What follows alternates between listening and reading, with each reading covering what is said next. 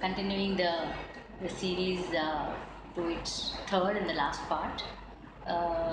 Today, a little conversation about, actually, it's not a conversation, only I'm talking.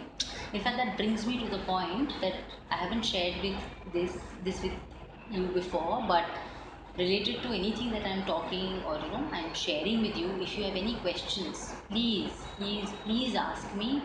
Please send us inquiries, and at the end of this video, we'll post a email address or wherever where you can write to us if there are any queries. In fact, what would be good is that if you could create your own video of a question and send it to, I don't know if you can reverse the YouTube and send that to us, and we can post your question, your video on the YouTube with your question, and then I could answer them, because I think that the point at which we are, it's an exciting time because of the way psychotherapy is growing in India. It's a time where it is very needed, yet it is also a time where there is more misunderstanding about it than there is understanding, and therefore more fear and confusion around it. So I would so much love to answer to the best possible capacity I can. And if you come up with questions that I can't answer, because obviously there would be, I would take help from the other therapists and psychologists that I know for them to answer it for you.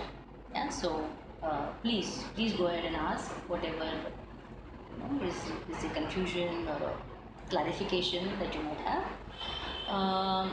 Coming to the attitude part of it, and I think I can't talk about it without talking about the do. So I call my basic training is in the person-centered therapy. Like I had shared with you a few videos back, that there are different modalities or different approaches to therapy. So my original training is in the person-centered therapy, and I think the reason I went with this therapy was because of its approach or its attitude towards the relationship between the therapist and the client. And the psychologist or the person who developed this entire philosophy or thought process, and then a school after it, is someone called Carl Rogers. And he was in fact the first person who laid down, or who actually put names or labels to the different skills that are used in therapeutic practice. So much so that from his school now, these things that I'm going to talk about have become like basic counseling skills that everybody and anybody uses. So he was the first person, or maybe one of the first few people who emphasized and who said that it is the relationship between the therapist and the client that leads to as much healing as it is the understanding and the insight and the analysis of the problem. And I so much believe in that, because a lot of times when people come, they are in trouble, they are hurt, they are damaged, they are lost. It's like nobody, when they're healthy, goes to a hospital, right? So when they go there, they're paining somewhere. Similarly, when a client reaches out to a therapist, it's after they have tried a lot of things on their own, and they've taken suggestions, advice from people around them, and after so much of all of that and heartburn, things have still not worked. So when they come, they are in a fragile, painful place. So it's very important how the person of the therapist is. And one of the Carl Rogers called it the core conditions, of the relationship. What should be the core conditions of the relationships? So I'll talk about those core conditions, and I'll also add a few more personality characteristics, if I could say. So the first thing that you should experience when you experience your therapist is warmth.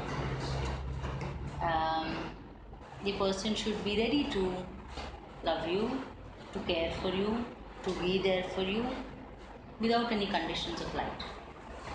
It should not be dependent on whether you are being a good client or a bad client, whether you have this kind of problem, that kind of problem, you have this kind of personality, that kind of personality.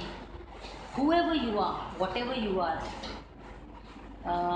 there should be a sense that this person deeply cares for me. There is a lot of warmth in them.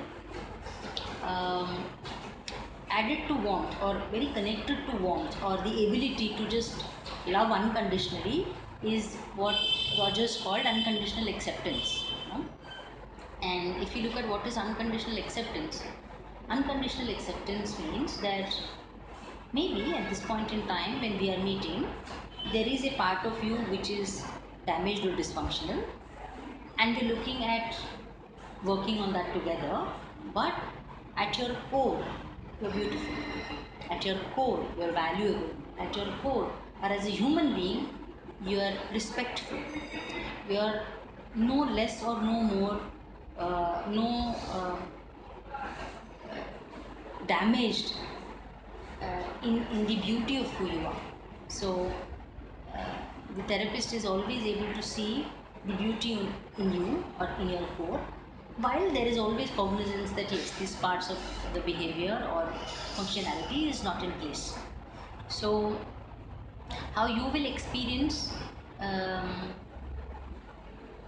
your therapist when they are being unconditionally accepting of you is that even when they are confronting you, or even when they are pointing out to you what does not work well for you or anything, you will never feel disrespected as a person. Your respect, your dignity as a human being will always be valued, while what is not okay will be pointed out. So, so you will feel loved, deeply cared for, you will feel respected and valued. Mm, then the third thing, which is an extremely important attitude or core condition, is that you will experience your therapist as a very real person. They will not, try to be this Superman or God or anything for you. They will also not underplay themselves. They are very real. If you ask them any question about themselves, they are okay to answer. You will not feel that there is any wall, or there is any mm, wall of expertise. You can't ask me this, or this is my, you know, uh, this is something, when you ask me, it threatens me, and all of that.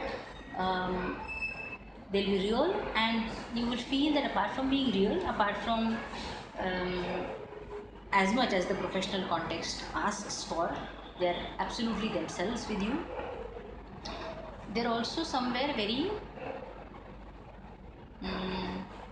centered and comfortable in their skin. They've somewhere, as a person, made peace with who they are. They largely enjoy themselves for who they are. So, and their sense of self or self-esteem comes from within them. So you'll find a certain amount of, if I can use the Hindi word, ठहराव or groundedness in them. As if you're sitting beside a calm ocean.